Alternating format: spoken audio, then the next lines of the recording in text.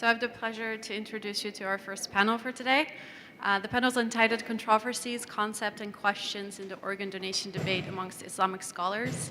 And the primary goal of this panel is to actually give you the opportunity to engage with our scholars, ask all your questions, and become part of the conversation. So to do that, I'm going to start introducing them first. On the left side for you, we have Shaykh Zulfiqar Ali Shah. He is the Executive Director of the Fiqh Council of North America, and he's also the Director of Religious Affairs in the Islamic Society of Milwaukee.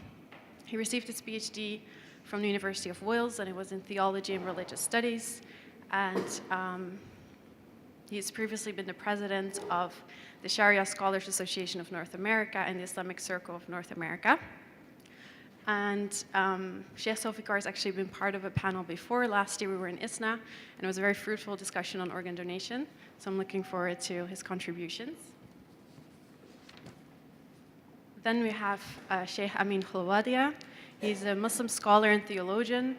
He is traditionally trained in the Indian subcontinent, both in the Islamic Seminary in Duivenbode and also in the Sharia Court of Patna.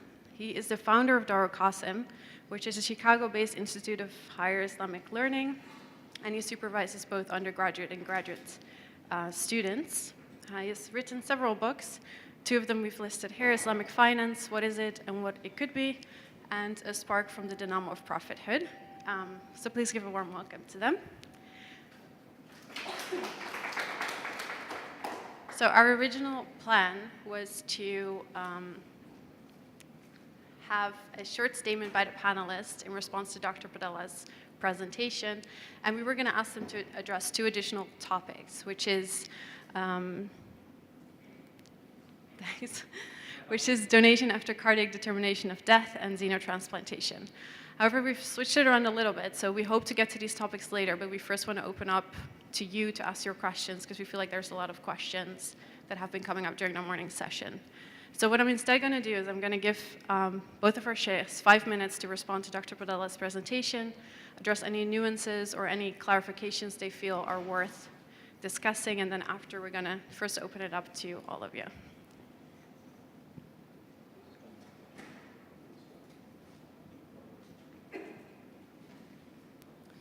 In the name of God, the most merciful, compassionate, Bismillahir Rahmanir Rahim. Unfortunately, I got delayed and could not listen to Dr. Padella's presentation, but I know his position and I have read his paper also. And as the Executive Director or the Secretary General of the Fiqh Council, I will speak on behalf of the Council about the issue of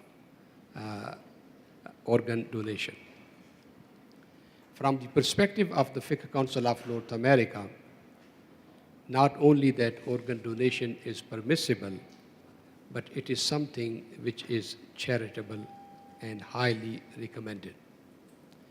The reason is that the Quranic construct, man ahyaha faka'annama ahya an-nasa jami'a, that if a person basically enhances the life of another person or makes that person survive or live, that is equal to serving the humanity or saving the humanity at large. Now, the three concepts which Dr. Padella has discussed in his paper, the concept of karama or human dignity, or hurma, which is basically that the human body is haram or sacred for the people to mutilate, or the other concept which he has mentioned, basically all three of them do not come in the way of organ donation. Number one, when a person decides to donate his or her organ, number one, that person is making a sacrifice, and there's no disrespect to the body. There's no mutilation of the body. We know the prophetic prohibition, most of them, they talk about the mutilation of the body out of vengeance, out of anger, or out of disrespect. Here, proper precautions are taken. There's a lot of medical efficiency, and then there is consent from the both sides, the recipient as well as the donor. And number three, it is not going to take the life away or the functionality away from the person who is donating the organs. For example, one kidney, even sometime one eye, for example, number of those things which are the pair organs, or some of the organs which can be partially donated will not damage the functionality of the body of the donor. But it will give the life to a person who will not have the life without that organ. So therefore, from Islamic perspective, it can be a constant charity or sadaqah jariyah. At the same time, when it comes to the human dignity is basically also very much preserved when a person donates the organ to somebody else. Because that person who does not have the possibility of living without that organ will have another chance of living life and functioning as a human being. So there's no compromise on the issue of human dignity. From the Fiqh Council's perspective, it's not the issue of only darura. Because in the darura concept, only the unlawful things become lawful at the time of necessity. From our perspective, organ donation is what we call maslaha mursala, the common good. It basically does a lot of good to the society. There are so many people who cannot live without the organs or who are dying, and if somebody can give them the prospects of life, that is something which is needed, and that is something which Islam basically subscribed to. So therefore, from our perspective, the issue is not the issue of darura only. This is the issue of public good, and it should be done, it should be encouraged. Now, there are certain nuances to this kind of permission. The permission is that, number one, it should not be for the sake of financial gains or economic exploitation. It must be done by the consent of the person who is donating, with full information about the surgery, the possibilities of other kind of diseases or issues connected with it, and it must not entail any financial business or manipulation or exploitation. Now, we know that in Iran, for example, and among some of the Shia scholars, selling the organs is permitted. We had this discussion that the organs are just like the commodity, for example, according to them. It belongs to that human being. So if a person is willing to sell some of his commodity, there should not be any restriction, and especially for this good reason. From the perspective of the Fiqh Council, no, selling of the organs is not permitted. In the absolute sense, the organs and the body belongs to Allah subhanahu wa ta'ala, and the person is allowed to use it as long as God permits him to use it. So for us, selling the organ is not permitted. And also, we are also very much aware of what is going on in some of the Muslim countries, where somebody comes, pays the initial payment, gets the organ, and then never checks on the person what is happening with him or her, and all of the complications. So from our perspective, it must be explained to the person who is donating the organ about all the details of what is going to be pursuing after the surgery. But coming back to the conclusion that we do allow donation, and we do allow basically as the perspective of maslaha mursala, and we do encourage people that wherever there is possibility that they can make the sacrifice to save of a human's life, they should do it. And from the Fiqh Council's perspective, there's no difference between a Muslim recipient or a non-Muslim recipient. Because when the Quran talked about humanity, وَلَقَدْ كَرَّمْنَا بَنِي Adam, the Quran did not differentiate between the Muslims and non-Muslims, believing and non-believing. The dignity is given to humanity. So whenever one can save the human life, it is highly recommended that the person should make the sacrifice as long as he is not going to be damaging his own life and his own functionality. So I'll stop here and then give you the opportunity for questions and answers at the end.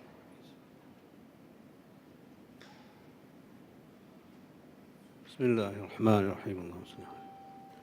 Jazakallah. Thank you for your opinion.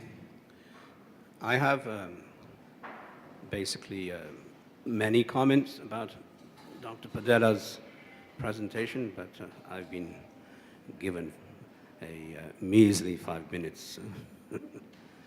But I want to address basically two issues.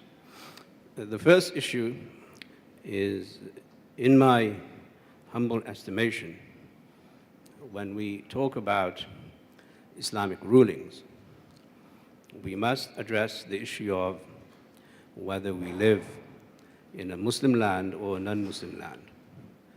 That's the first thing, because there we see the rules of wilaya, authority, coming into the picture very clearly. If we say that we have to preserve human life, as the Quran is suggesting, then what is the role of the Muslim government vis-a-vis this issue or this ethic? And then the issue is, what is our responsibility and how much wilaya authority do we have in a non-Muslim land to engage in some of these discussions and to fulfill some of the commandments of the Quran and Sunnah. So as far as understanding the obligation of the state in a Muslim land, it is clear to me that we should start thinking on a broader plane and introduce maybe more creative ways to address some of these medical issues rather than succumb to or acquiesce to the status quo. For instance, in the issue of vaccine, so if it's pork-based vaccine, if a Muslim government says that since the only vaccine available is this one, then that to me is a cop-out. Then you're not fulfilling the obligation of serving the Muslim community.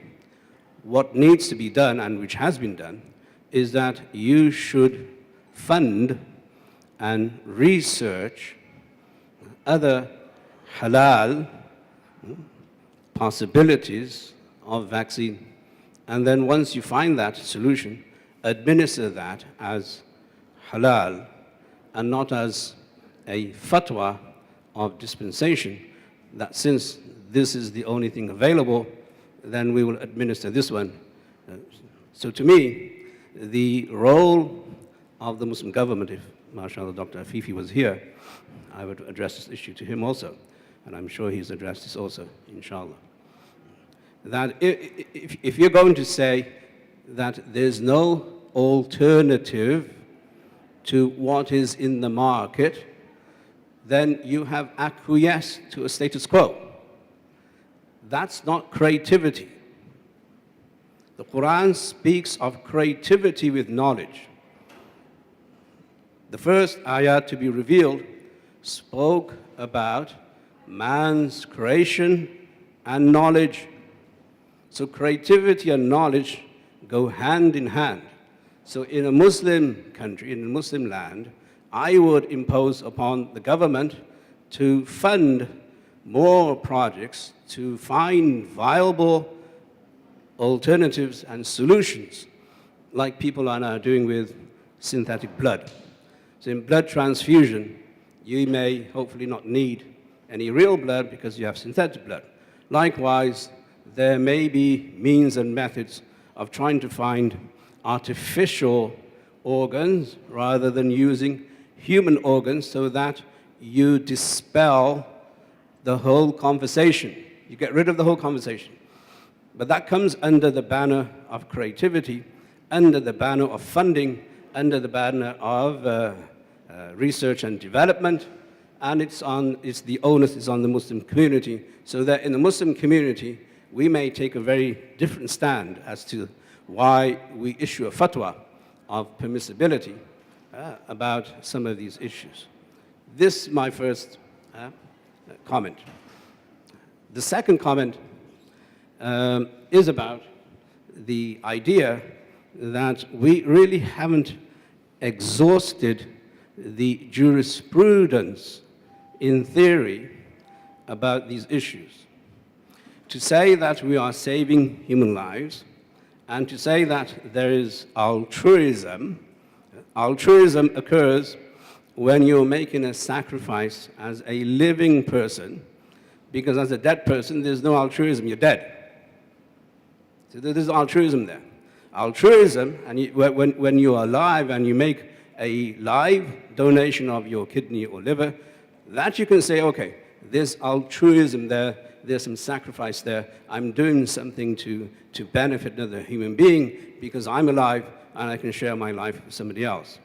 That is the first issue. So in live organ donation, we may not have that issue because, in principle, we are still guardians of our bodies. When we die, we no longer have the prerogative to do anything with our bodies because we're dead. We don't own our bodies. As soon as we die, the taklif goes away. You're no longer obligated. You no longer have any will whatsoever over you, and even perhaps over some of the advice that you may give to your heirs. An example of this, the fuqaha give, and this is all in the classical material, this is all in classical tradition, that the example people give, the fuqaha give, is that if somebody says to his heirs that I want you to do this, or assign somebody, this person, to offer my janazah, the funeral prayer. I want this person to offer my funeral prayer. The fuqaha say it is only mustahab to honor that person's will because that person is dead and he no longer has the jurisdiction to dictate what you should do after him. You don't have that legal prerogative anymore. So from what I'm saying, this is what I'm saying, is that the theory behind organ donation, from the point of view of jurisprudence, needs to be dug much more deeper than from what perhaps the surface observations might be. So first and foremost, we need to study this and debate this, I think, with a broader platform and distinguish between what our obligations are as a Muslim community, because the word maslaha or the term maslaha or the terminology of the word maslaha is for a Muslim government, where you can see that this is beneficial for a Muslim country. That's where the maslaha prerogative and imperative belongs to the qadi, belongs to the judge of the land, belongs to the ruler of the land. The maslaha issue can't necessarily be transposed into a non-Muslim because you don't have a council here. You don't have authority over each other. We can't decide, as we know, in the moon sighting, because there's no definitive authority to say this is what we're going to do, because we're not obligated to follow each other in a non-Muslim land. So if you want to give fatwa at the level of a state, that is very different from giving a fatwa at the level of a residence in a non-Muslim land. This is just the theory behind giving fatwas and so on. So we want to bring out more scholarship into the debate, and I believe that scholarship has yet to be discovered. And I believe that there is so much more to discuss and debate before we can conclusively say it's allowed or not allowed. Now, having said that, my take on this probably won't change anything in the world. Okay? People will have organ transplants in this country, every other country in the world. This is one of the problems of modern medicine, that they've made our lives miserable.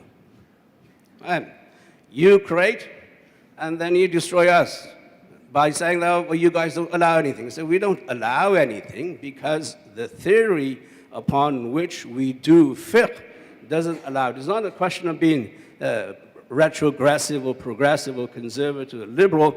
It's about being consistent with the application of your legal theory. That's what we care about. So if there's consistency, fine. If there are inconsistencies, then we will argue the point, we will debate the point, and we will say that from where we stand, this issue needs to be debated further until we could come to a conclusion. Now, we may never agree. Dr. Zulfiqar and I will probably never agree. But at least let's begin the discussion so that we do have a theoretical premise and the paradigm and a theological background to what it is we are discussing. Reading fatwa, I was talking to one of the audience here just now, reading fatwa from the internet is the most dismal way of learning. It's a drive-through institution, right? That you want a hamburger, you want McDonald's, you drive through, and that's junk food. So what you get from the internet is all junk food. What we need to do is establish more workshops where we can discuss the issues at hand, theoretically, maybe in 5-6 hours.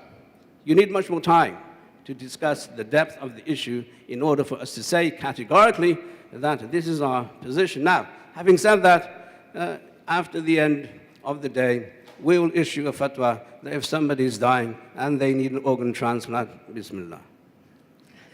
Okay, with that, I want to open the floor. Just as a side note before we start, the morning session is focusing on living organ donation. So later on, we have a panel on brain death, and then we'll go more into deceased donation.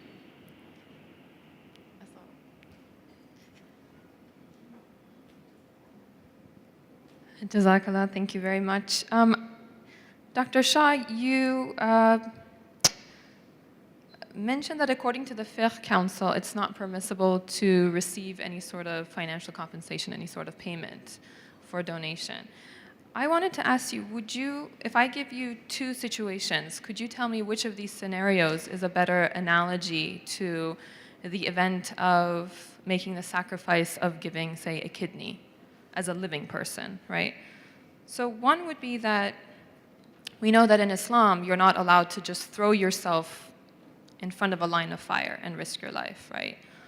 But to do that, to defend your community, right, in case of war, is not only permissible, it's something that is good to do, it's encouraged. Another situation is that alcohol consumption or pork consumption, we know, are prohibited in Islam. But under exceptional circumstances, if our life depends on it, it is permissible to both consume alcohol and to consume pork, say if that's the only thing that you have to eat or drink, otherwise you will die. In the first scenario, a soldier is allowed to be awarded any sort of financial payment. They're allowed to even receive a salary for that act that is considered good, charitable, if it is for the cause of defending, say, the community, the nation, Islam, and so on. In the second situation, as far as I know, even though it's permissible for you to consume, you're not allowed to, as a Muslim, to sell that alcohol or sell that pork to the other person whose life depends on it, right? So when it comes to giving a kidney to someone whose life depends on it, because under normal circumstances, I can't just take my kidney out and give it to someone because they want to use it as a decoration in their house. It has to be for someone whose life depends on it. That's the only way it's charitable. So which of these scenarios is this closest to? And then can you describe or explain then the relationship to monetary payment? In the second one, it would not be allowed. In the first one, it would be. In my opinion, the compensation to a soldier is not given to die for the country. It is basically the overall services, which includes, might be the possibility of death for the sake of the protection of the country. So I would say that I do not see any comparison between that and the organ donation. Organ donation from our perspective is only for the sake of vital functions, which is basically protecting the life or sustaining the life, not for the sake of beautification, not for the sake of enhancement. So there is a sense of darura there, necessity there.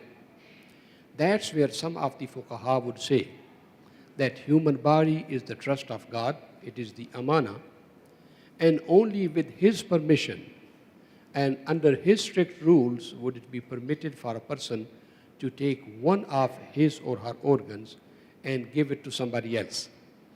But from our perspective, there's an element of darura and there is an element of goodness, doing good to your neighbor, sharing whatever God has given you, and especially when it comes to life and death situation, this is something which is so significant and important. So I would say yes, it comes closer to the concept of darura than the second example which you gave me, but from our perspective, it becomes more of a sacrifice, ithar, and more of a charity than just dying for the sake of salary.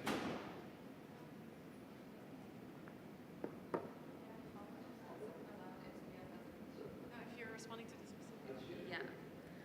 Whenever So- something becomes difficult, I'll send it to. So my concern is, I mean, there's a difference between what is permissible from a legal perspective, from a fiqh perspective, and what is the good thing to do, right? What is the better ethical thing to do? So we can definitely say that it is better for, say, this transaction or this donation to not be tainted by the exchange of money, because we assume that it is a case of tainting the transaction. But from a fiqh perspective, I'm wondering on what basis, if something is allowed, so I'll be presenting on a living paid donation in Iran, and so I'm very familiar with the Shia perspective. And no, I would not say that the majority would ever argue that man is in possession of his or her body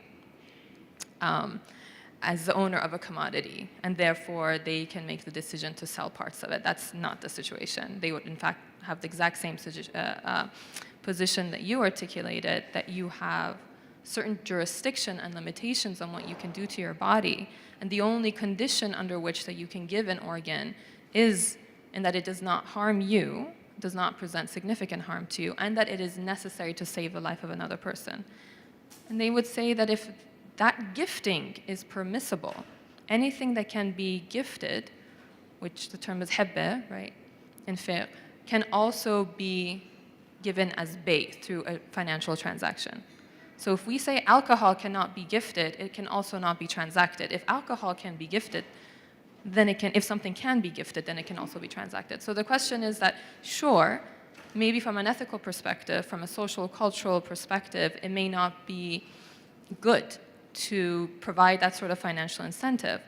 But from a fiqh perspective, if we say that you can donate, it's in fact a charitable act to do so when it does not propose significant harm to the donor and the life of another person depends on it, there should not be, the Shia perspective would say that under those circumstances, if I can donate, then there is no prohibition on the recipient choosing to provide some sort of a financial exchange in that regard.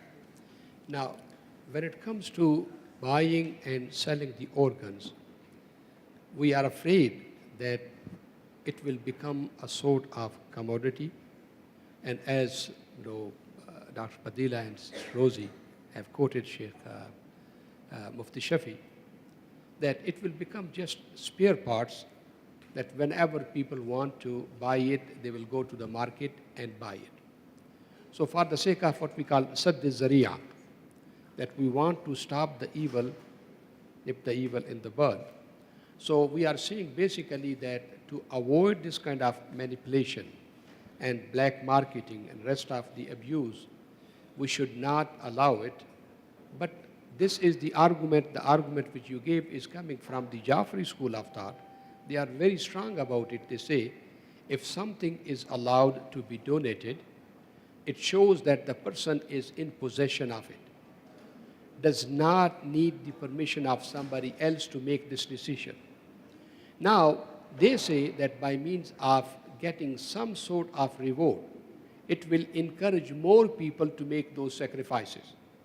So they say this basically supply and demand can be met by means of permitting such kind of transaction.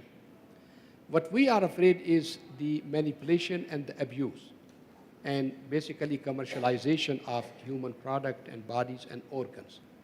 So it is a different perspective, but from the fiqh perspective, I will say, from the very real fiqh perspective, you cannot stop from that argument, from that analogy, from that base of qiyas, you cannot say it is haram. If somebody takes it because somebody else wanted to, show his or her gratitude for his sacrifice, it will not be haram. But making a deal, I'll pay you such and such, and actually some of the fuqaha, they have even permitted that one. In Pakistan, in India, in Bangladesh, in many areas, people make that kind of transactions which is based upon the agreed upon amount.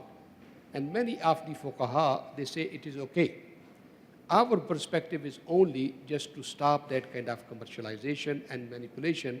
And with all honesty, if you use the proper concept of qiyas, yes, you cannot say it is haram. Listen, we shuyukh, we have always agreed to disagree. Remember, this is one axiom which we follow throughout our history. So do not take it as a disrespect. I have got tremendous respect for the Shaykh, and inshallah, after we disagree, we will hug each other and we will agree at the end. Would you like to respond as well, or do you want a new question? We can move on. Move on? Okay. Assalamu alaikum. It has been said that once the person dies, he no longer owns the body. If that is so, then how do you decide the actual type or time of death? That's going to be important to decide when you're going to be able to. You have to check with Dr. Fadila because we have been given specific instructions to talk about living people. No discussion about that. But the comment was made that once the person is dead. We can't pinpoint, neither scientifically nor metaphysically, when the ruh actually leaves the body, nor are we obligated to determine that. We are obligated to follow the signs of death. That if the signs of death, whether they're scientific or observational, empirical, we will declare death. So we're not obligated to find out exactly, pinpoint when death has occurred. That's not our obligation.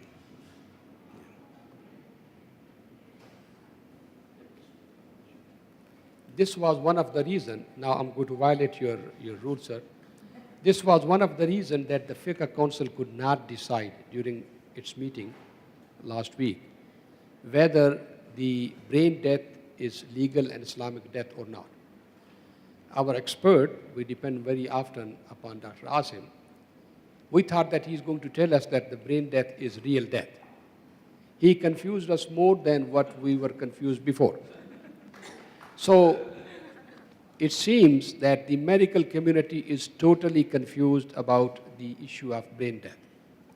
For us, the three signs, the neurological, as well as cardiovascular, as well as respiratory stoppage or cessation, if all three of them are together, then for us the ruh has departed the body. But it was very confusing for us to know that the heart is working, the respiratory organs are working, and many of the cells of the body are working. And some of us truly believe that ruh is something different than what we call the shu'ur or idrak.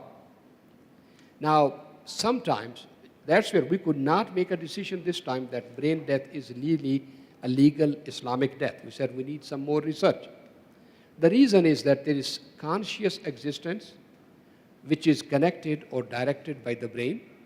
And when the brain is dead, or all the functions of the brain are dead, so this first level of consciousness, shu'ur and idrak, comes to an end. But then there is something called subconscious existence. You know, we feel sometimes pain, which cannot be quantified physically. We sleep and we have got those kind of experience where we are running, we are screaming, we are happy. There are feelings, but we cannot quantify it physically. So some of us felt maybe, okay. See, this is what happens. You take it away from them, from the second. Anyhow, it's not a kind of consensus because of what, you know, we could not decide what death is. My question is that Shaykh Imam said that, Amin said, living donor is allowed, and once you're deceased, you don't own your own body.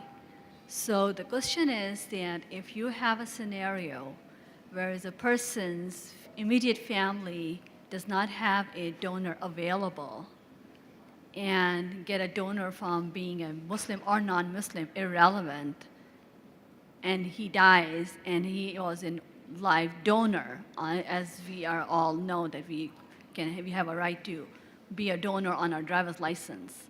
Can we still take that organ from that person? Yeah, I don't think I categorically said that living donation from the living is allowed. I said, I think theoretically, hypothetically, there might be more leeway to that discussion. That if somebody is alive, he may have a prerogative to donate. I'm not saying it is or it is allowed categorically. Anyway, that's besides the point. The point is, you're asking about whether someone can receive an organ. Yeah, that's the same discussion. I think on the basis on, we must separate what we believe is the theoretical legal verdict in an issue and the fatwa, which is a dispensation.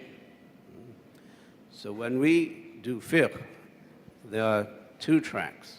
One track is based on the evidence we find from the Quran and Sunnah and Ijma and Qiyas and all of that, right? The maqasid, whatever. Based on the evidence, we believe that God's will, which Dr. Sabi here is saying that this is God's permission, right? So our job is to ascertain what is God's will regarding this issue, say, of organ donation or organ reception. That is a theoretical discussion that happens in the laboratory of fiqh. Now, when it comes to fatwa, now you're in the real world, right? In the real world, that theory may or may not be applied 100% or 5%, whatever the case may be. In the real world, now we use the institution of fatwa to help people live their lives, number one, as long as we don't find any sin in that opinion, okay, which is the fatwa. Okay. If we find sin, defining sin means that there is evidence from wahi, from revelation, that this will impact a person's life in the hereafter. That's the definition of sin. Sin is not that it is good or bad morally in this world. That is an empirical and a utilitarian approach. We don't use that. We use the formula that if the Quran and Sunnah and other means show us that there is a sin that is going to impact a person after he dies, which is ironic, right? Because here you're supposed to save somebody's life. So we say you have a life after death. So after you die and you live in the hereafter, will this deed impact you? That's a sin. If we find evidence of sin, then we will say it is not allowed. Having said that, the institution of fatwa is basically designed to facilitate the lives of people who ask for a fatwa. So now, as I said, at the end of the day, God forbid somebody was here and said, I need an organ transplant. Bismillah, go ahead. Right? Yeah. But that doesn't negate the theory. So meaning the theory will be that in principle, we say it is not allowed. That's what you need to appreciate. Hukum and fatwa.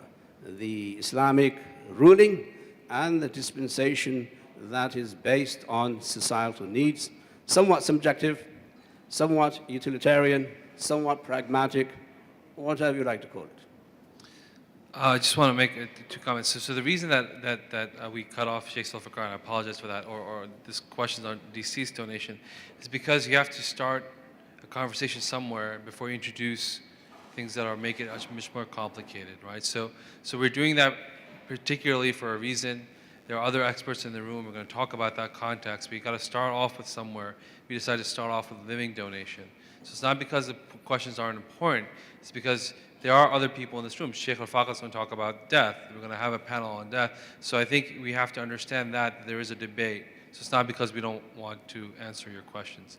But I think you have to move frames. I just wanted to share that's the reason. So please, if you can hold your questions for that, write them down. We will then have another panel, and we can ask Shaykh Zulfiqar to stay, and he can stay on that panel unless he has traffic issues like coming in, going out. He can be there as well. So I just wanted to clarify that. That's the reason.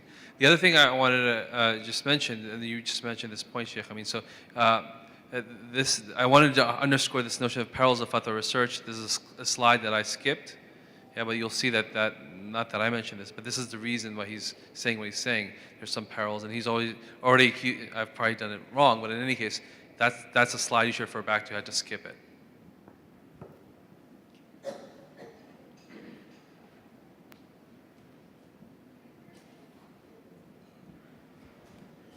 Assalamu alaikum. Jazakallah. I just want to apologize to everyone before I ask this question. It's not in line with the kidney donation or liver donation or organ donation we've been talking about, but something more emerging that we're dealing with is stool transplantation, especially in patients that get specific gut infections that are treated and then recur and are treated and recur and become resistant to treatment. One of the emerging treatments has been stool transplantation.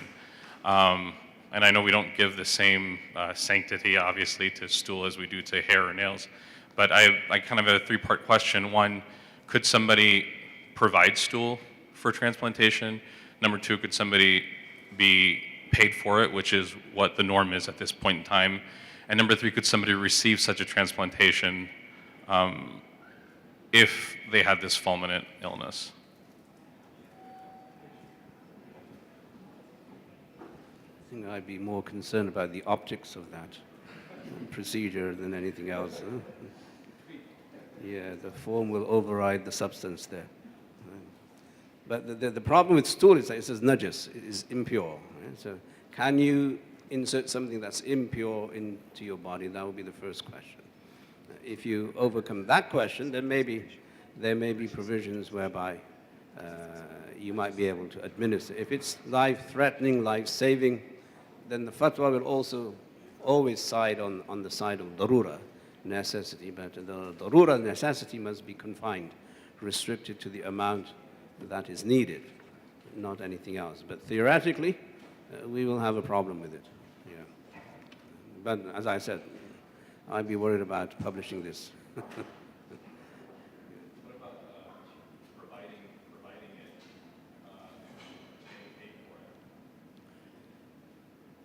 Yeah, again, the optics.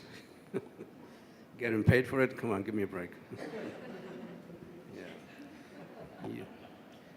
Anyway, so yeah, I mean, technically, providing for it, if the fatwa allows it, then it's fine. Then you're going to go with that system. But again, this is another case where finding an alternative solution is probably more necessary here than in anything else. And so I would ask the Muslim community to do some research and development and find an alternative solution to this. Because the more aggressive you are in finding a halal solution, the more God will help you. At the moment, it seems that everybody is passive and acquiesced to the status quo, everything. And they don't even think about alternative solutions. They just want to go, this is what's available. Okay, and it's almost like, you know, you're being a defeatist about the whole thing. Yeah? So I would say that find an alternative solution. So I think this. May I add something? Go ahead. Now, this is Sheikh's opinion, and what I will say may not represent the Fiqh Council because we have never had the opportunity to discuss it. The issue is أخف الضررين, less of the two evils. Now, if pigs' valves or tissues can be allowed for transplantation, then this nudges from our perspective will be permitted because it does not bring any harm to the other person. And even in the organ donation, there is sort of damage to the body. So if that lesser damage can be allowed for the sake of bigger benefit, so I will look at from that perspective that yes, it will be allowed, number one. Number two, also, it is also an issue of, you know, research. The problem is if we have got those kind of alternates, then neither pig nor stool, none of those things which are najis or impure will be permitted. These issues are allowed only at the time of darura, when the research is not there, when the alternates are not there, and it is just like using the pork skin or some of the enzymes for the sake of darura. Thank you both. I think this is a good moment to transition into one of the questions we prepared, which was a question of xenotransplantation. So xenotransplantation has been offered as a solution or partial solution to narrow the gap between supply and demand of organs. And Shaykh Amin already touched upon this, that we should look for an alternative solution to human organ donation. And furthermore, now we're going into pure and impure sources of transplantation. So I think this would be a good transition. So I want to ask both of you to maybe respond in like 3 minutes, what you think additional challenges xenotransplantation brings to the debate on organ donation.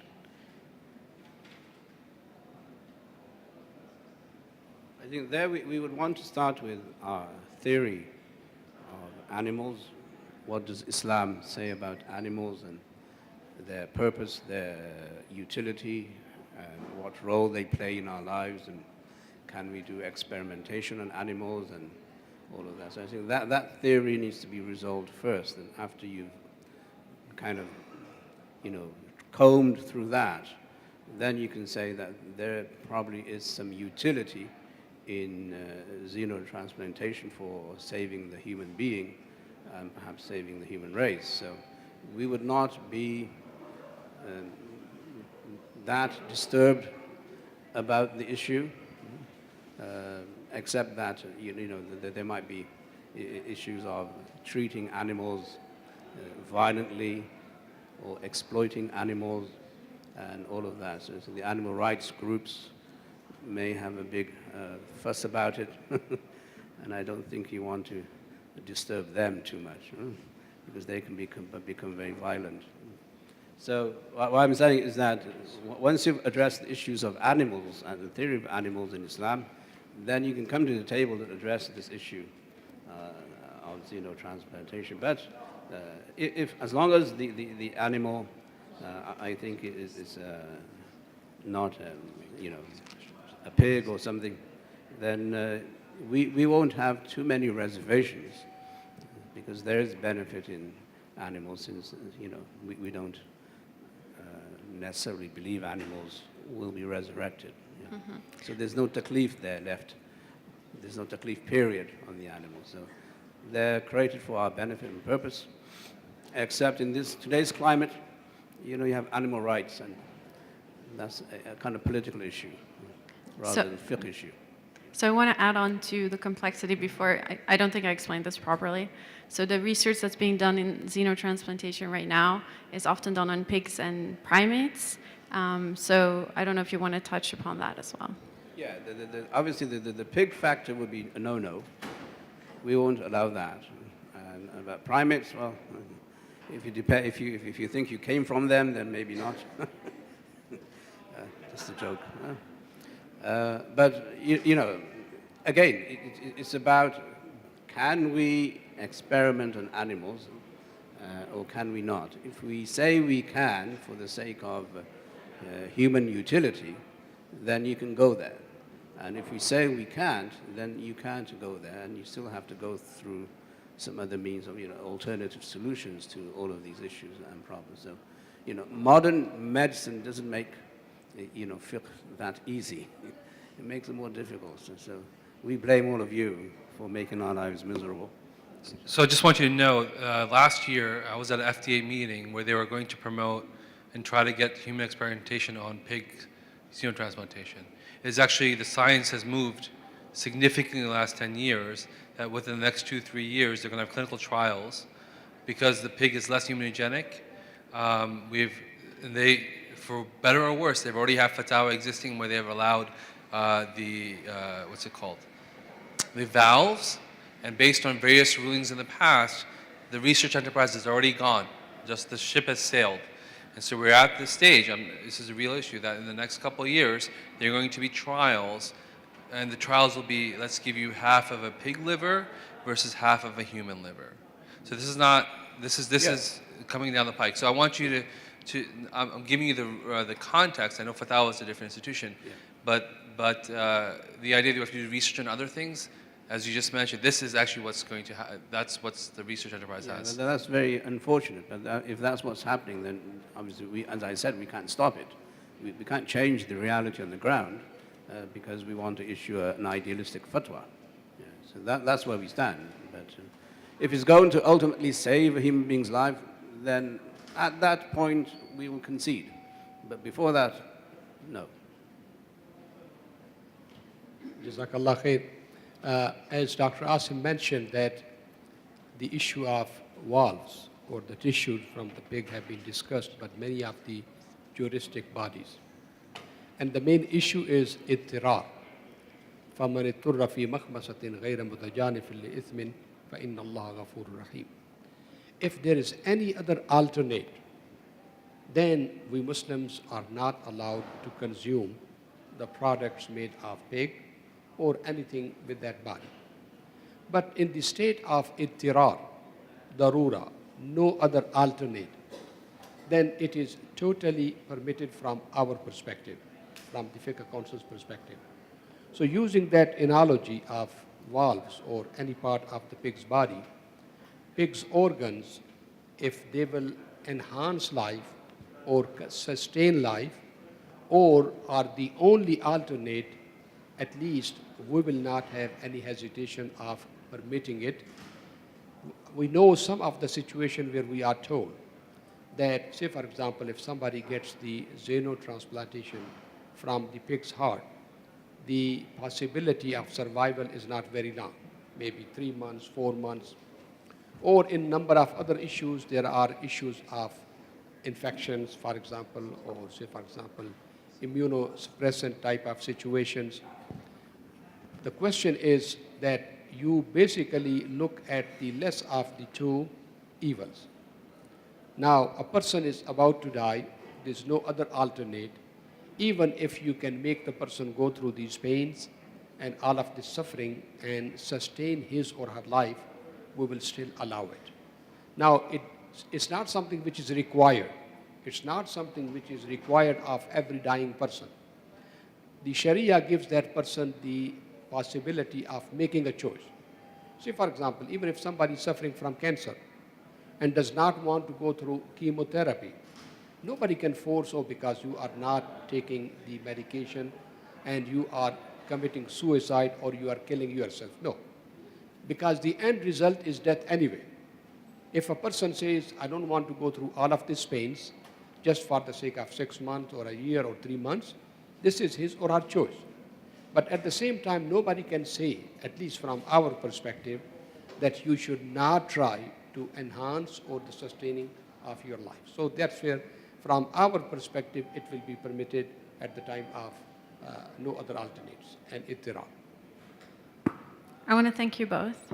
I just got informed Shaykh Amin needs to leave. He'll be back later this afternoon. So I'm going to close the panel early. I think it's good because people in the back have trouble hearing because of lunch. And then we can all have lunch right now. Thank you.